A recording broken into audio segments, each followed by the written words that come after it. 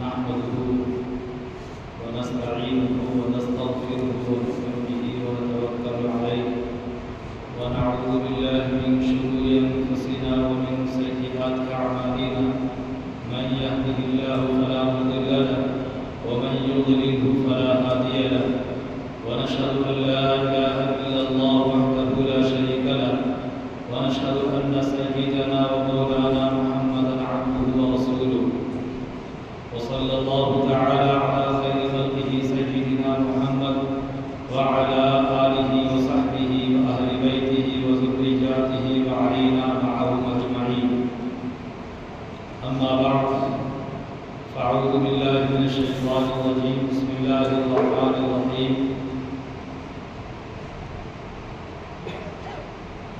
قل إن كنتم تحبون الله فاتبعوني يحببكم الله ويغفر لكم ذنوبكم والله غفور رحيم صدق الله العظيم.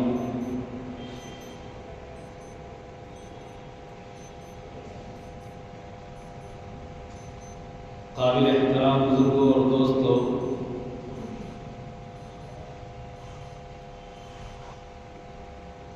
اللہ کے نبی علیہ الصلاۃ والسلام نے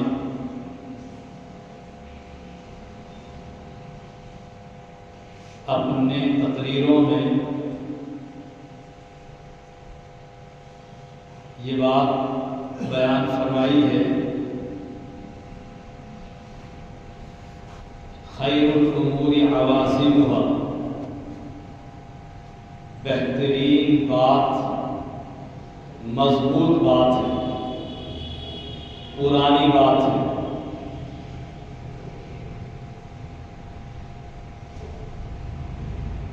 وشر الامور محدثاتها، اور بدترین بات دین میں نئی بات ہے۔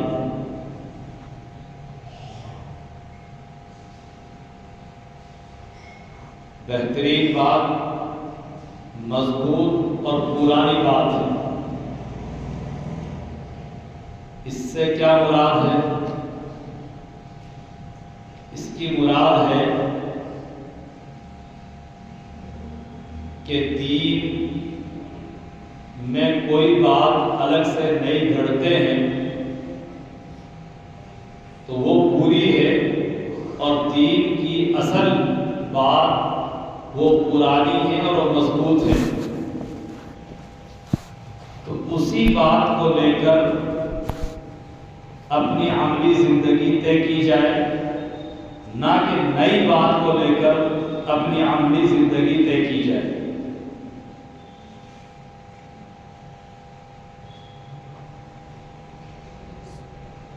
دنیا کی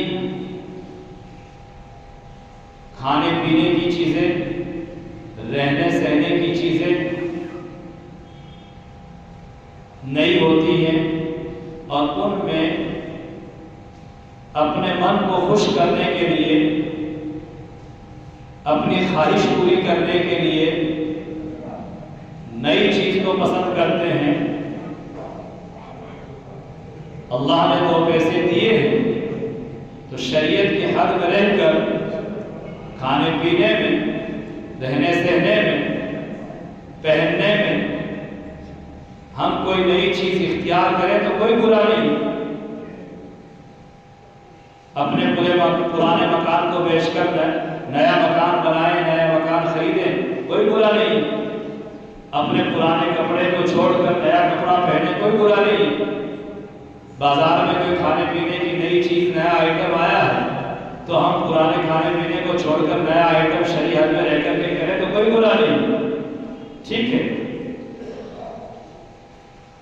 لیکن معاشرت کی ان ساری چیزوں کو دیکھ کر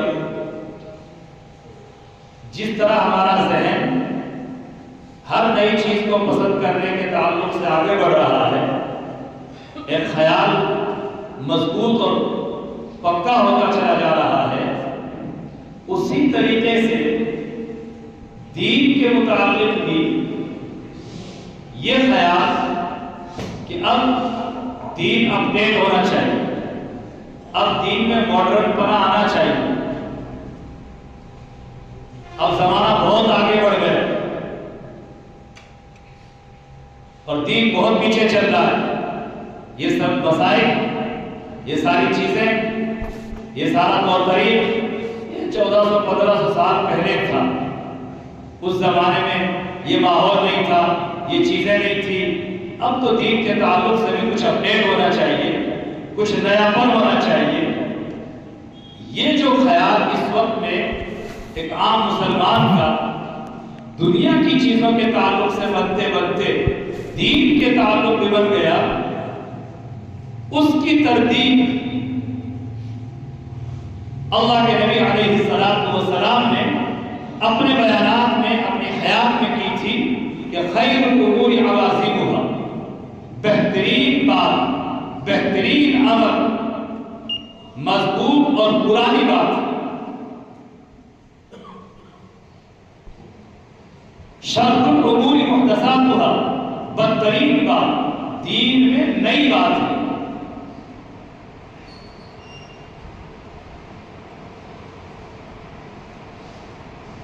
علیکم بالعوازم، تم پرانی اور مضبوط بات کو مضبوط پکڑو. وإياكم والمحدثات، اور تم دین میں نئی بات سے بچو. وَكُلُّ مُحْدَثَةٍ بِدْعَةٌ، کیونکہ دین میں نئی بات یہ ایک بدعت ہے. دین میں نئی بات یہ ایک بدعت ہے.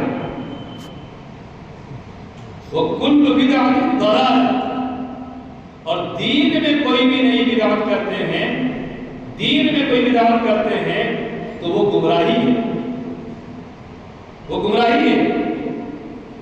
اور گمراہی کا نتیجہ وَكُلُّ ضَلَالَةٍ فِي النَّارِ، ہر ضلالت اور ہر گمراہی جہنم میں جانے کا سبب بنتی ہے. تو خود اللہ رب العالمین ہمیں دار السلام جنت کی طرف بلاتے ہیں. واللہ یدعو الی دار السلام، اللہ خود دار السلام کی ہمیں دعوت دیتے ہیں. قرآن کریم میں اللہ تعالیٰ نے اپنے تمام کے تمام ارشادات میں ہمیں جنت کی طرف بلایا ہے. اللہ رب العالمین نے اپنے پیغمبر کی زبانی ہمیں جنت کی دعوت دی ہے. جو اعمال جنت میں لے جانے والے ہیں وہ اعمال آقا نامدار صلی اللہ علیہ وسلم نے کھول کھول کر کے بیان کیے ہیں.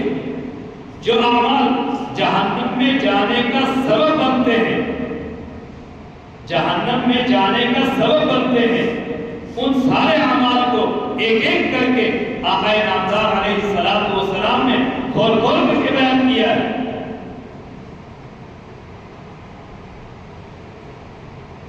اور بعض کاموں سے متعلق آقا نامدار صلی اللہ علیہ وسلم نے اپنی سنت ہونے کا حوالہ دینے کے ساتھ ساتھ ایک عام قاعدے کے طور پر بات بیان فرمائی ہے. جیسے ایک موقع پر حضرت انس رضی اللہ تعالیٰ عنہ جو آپ کے خادم خاص تھے،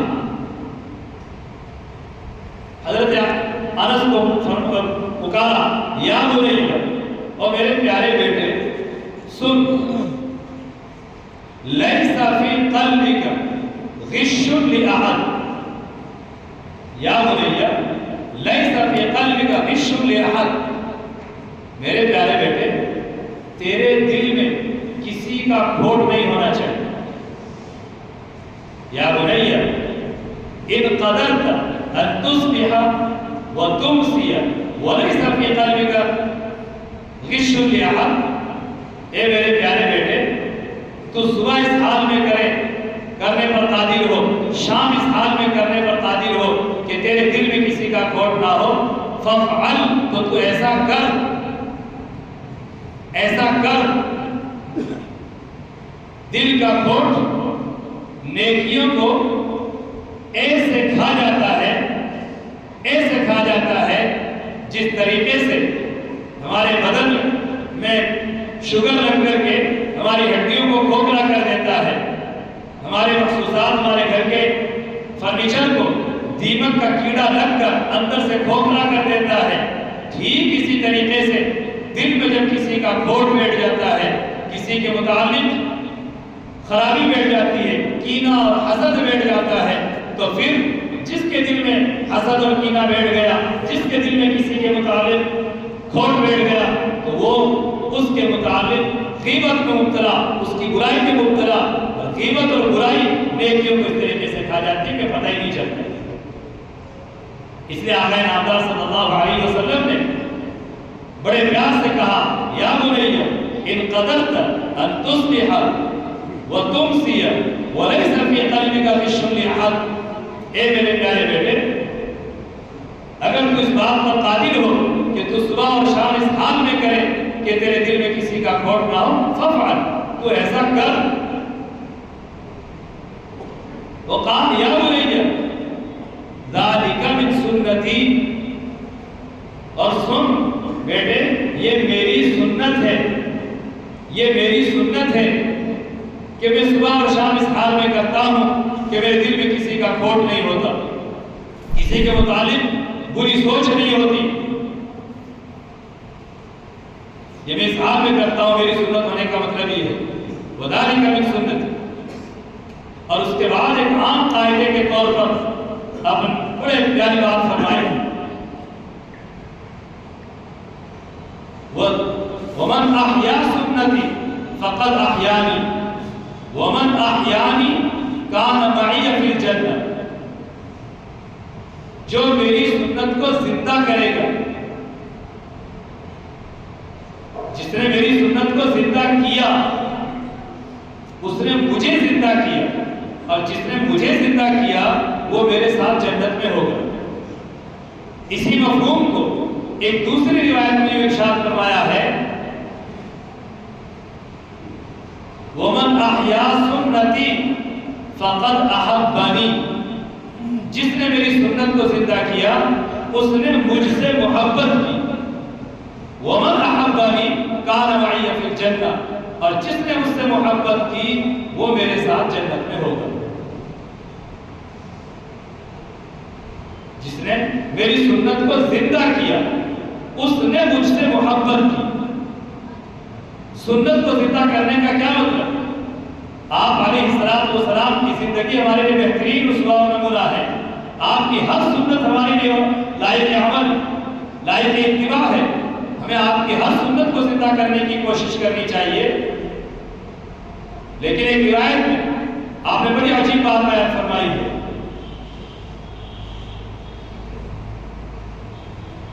من احیا سنتی عند فساد امتی، من احیا سنتی عند فساد امتی، جس نے میری سنت کو زندہ کیا امت میں فساد کے وقت، امت میں بگاڑ کے وقت۔ امت میں فساد اور بگاڑ کے وقت کا مطلب ایک دوسری روایت کے الفاظ سے واضح ہو جاتا ہے، اس میں یہ ہے کہ من احیا سنتی قد امیتت، جس نے میری ایک ایسی سنت زندہ کی جو سنت مٹ گئی تھی، جس سنت کو چھوڑ دیا گیا، مٹا دیا گیا، یعنی امت سے، امت کے عملی زندگی سے وہ سنت عام ختم ہو چکی، چھٹ چکی ہے۔ ایسی مٹی ہوئی اور ایسی چھٹی ہوئی سنت کو جس نے زندہ کیا۔ تو پہلے والی روایت کے الفاظ کہ من احیا سنتی عند فساد امتی، جس نے میری سنت کو زندہ کیا میری امت میں فساد کے وقت، فلہ اجر مئۃ شہید، اس کے لیے 100 شہیدوں کا اجر و ثواب،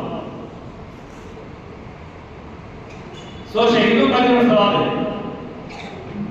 آپ علیہ السلام کے ان ارشادات سے ایک بات تو یہ واضح ہو گئی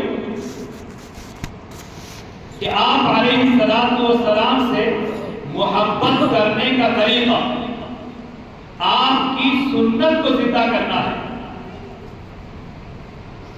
اور آپ کی سنت کو زندہ کرنے کا طریقہ جو سنت عمل سے تعلق رکھتی ہے اس سنت کو ہم ہماری عملی زندگی میں لے آئیں، ہماری زندگی میں لے آئے. زبان پر میں آپ کے سامنے بیان کروں آپ کی یہ سنت ہے، آپ کی یہ سنت ہے، اور پھر میں یہ کہوں کہ میں نے آپ کی سنت کو زندہ کیا، نہیں. کہنے سے وہ سنت اتنی زندہ نہیں ہوگی جتنی کہ وہ سنت عمل میں لانے سے زندگی زندہ ہوتی. آپ علیہ السلام کی انگنت سنتیں ہیں، لیکن جو آج مسلمانوں سے ظاہری طور پر سنتیں چھوٹ رہی ہیں، ظاہری طور پر جو سنتیں چھوٹ رہی ہیں، ان سنتوں میں ایک سنت سر پر کپڑا رکھنا ہے. سر پر کپڑا رکھنا آپ علیہ السلام کی آپ کی عام سنت ہے. لفظ عام کا مطلب یہ ہے کہ آپ نماز میں ہوتے تب بھی آپ اپنا سر ڈھانپ کر کے رکھتے تھے، ڈھانپ کر کے رکھتے تھے. اور آپ نماز میں نہیں ہوتے، عام اپنی زندگی میں ہوتے، اس وقت بھی آپ اپنا سر کپڑے سے ڈھانپ کر کے رکھتے تھے. آپ امامہ باندھے رکھتے تھے، آپ اپنا سر ڈھانپ کر کے رکھتے تھے. یہ آپ کی عام سنت ہے. اس عام سنت کو ہم لوگوں نے خاص کیا نماز کے ساتھ، اور اب آہستہ آہستہ نماز سے بھی اس سنت کو چھوڑ دینا شروع کر دیا. کیا آپ نے کہیں نہیں فرمایا ٹوپی اوڑھ کے نماز پڑھو؟ تو ہم ایک ہی بات کہتے ہیں کہ آپ کو اگر یہ روایت کہیں نہیں ملی کہ ٹوپی اوڑھ کے نماز پڑھو، تو آپ ایسی روایت بھی تو لے آؤ نا کہ جس میں یہ ہو کہ آپ نے ننگے سر نماز پڑھی. ایسی روایت بھی تو لے آؤ. بہرحال یہ آپ کی ایک عام سنت ہے، اور آج ہم مسلمانوں سے یہ سنت عام ہوتی چھٹتی چلی گئی، اور اتنی چھٹ گئی کہ پتہ ہی نہیں چلتا. عام مسلمانوں کے اور عام لوگوں کے مجمع میں کھڑے ہوتے ہیں تو کوئی فرق نہیں ہوتا کہ مسلمان ہے کہ کوئی اور ہے، کیونکہ مسلمان کی ظاہری علامت ہے ایک سر پر ٹوپی اور عمامے کا ہونا ہے. وہ ختم. رات مغرب کے بعد مغرب کے وقت کا واقعہ، ریلوے اسٹیشن پر کھڑا، 4 آدمی کھڑے تھے. ان میں سے 2 آدمی میرے سے پہلے سے بات چیت کر رہے تھے. کہاں رہتے ہو، کیسے ہو، کیا ہو؟ اسٹیشن کی بات. میں نے کہا باقی بدل سے میں رہتا ہوں. ٹھیک ہے. تو آگے اتنی بات کر کے چپ ہو گئے. اس کے بعد اتنے میں دوسرا آدمی آیا، اس کے چہرے پر ہلکی داڑھی بھی تھی اور سر پہ ٹوپی بھی تھی، عام آدمی تھا. وہ مجھے جانتا تھا. اس نے آ کر کے کہا مفتی صاحب کیسے؟ ہاں. اب مجھے وہ پیار صاحب تعارف سے ملا. اب وہ پہلے سے جو کھڑا تھا اور پہلے سے جو میرے سے گفتگو کر رہا تھا، اس نے اپنا تعارف کراتے ہوئے کہا وہ لگ بھگ 55-50 سال کی عمر کا آدمی تھا. تو اس نے کہا کہ میں بھاگی وجہ سے میں بھی پڑھا ہوں، 4-5 سال پڑھا ہوں. آپ پڑھے کبھی آپ سے ملاقات نہیں ہوئی. آپ کو کتنے سال ہو گئے؟ مجھے 25 سال ہو گئے. پھر میں نے پوچھ لیا کہ آپ کا نام اسماعیل. اچھا پیپاڑ رہتے؟ پیپاڑ میں اسماعیل پاک میں کہیں اسماعیل گراسی. میں نے کہا جان لیا. میں نے کہا جان لیا آپ کا نام خوب سنا ہے اور آپ سے ملاقات بھی میری ہو چکی ہے پہلے. اب وہ صرف 4 آدمی ہیں، لیکن سر پر ٹوپی نہیں، چہرے پر داڑھی نہیں. یہ آقا نامدار صلی اللہ علیہ وسلم کی عام سنتیں ہیں. اگر یہ دونوں چیزیں ہوتی تو جیسے وہ تیسرے آدمی کے تھے اس کو فوراً پہچان لیا، اسی طریقے سے ایک مسلمان کے چہرے پر داڑھی، فقہائے کرام نے داڑھی کو واجب کہا. انبیاء کی سنت ہے، لیکن عمل کے اعتبار سے حکم اس کا واجب کا ہے. آج مسلمان کی چہرے سے داڑھی اتر گئی، سر سے ٹوپی اتر گئی. یہ آقا نامدار صلی اللہ علیہ وسلم کی عام سنتیں ہیں. یہ سنتیں مٹ رہی ہیں. اگر میں انہی سنت کو حوالہ دے کر کے یہ کہوں کہ یہ سنتیں مٹتی چلی جا رہی ہیں، انہی سنتوں کو، مٹی ہوئی سنتوں کو ہم زندہ کرنے کے ارادے سے ان سنتوں کو اپنے سر پر اور اپنے چہرے پر سجانے کی کوشش کریں تو یقیناً آقا نامدار صلی اللہ علیہ وسلم کا یہ فرمان کہ فَلَهُ أَجْرٌ مِّئَةِ شَهِيدٍ، اس کے لیے 100 شہیدوں کا اجر و ثواب ہے. لیکن ہم لوگوں نے وہ جو میں نے شروع کو لفظ استعمال کیا نا آقا نامدار کے، ان پر آ گئے ہم. ماڈرن نیا پن، جدت پن، اس میں آ گئے ہیں.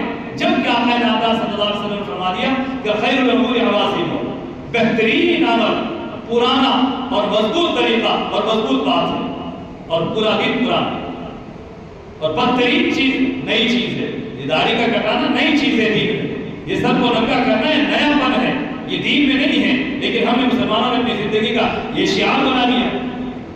اس لیے بزرگوں اور دوستوں، ہمیں اللہ رب العالمین کی محبت اور اللہ کے دربار سے مغفرت لینی ہے تو ہمیں آقا نامدار صلی اللہ علیہ وسلم کی اتباع کرنی ہوگی۔ اللہ ہم سب کو اپنے حبیب صلی اللہ علیہ وسلم کی ایک ایک سنت کو، ایک ایک مسنون اور نورانی طریقے کو اختیار کر کے دونوں جہاں کی کامیابی حاصل کرنے کی توفیق نصیب فرمائے۔ وآخر دعوانا الحمدللہ رب العالمین۔ Thanks for watching. Don't forget to like, comment, share and subscribe to Al Wahid channel.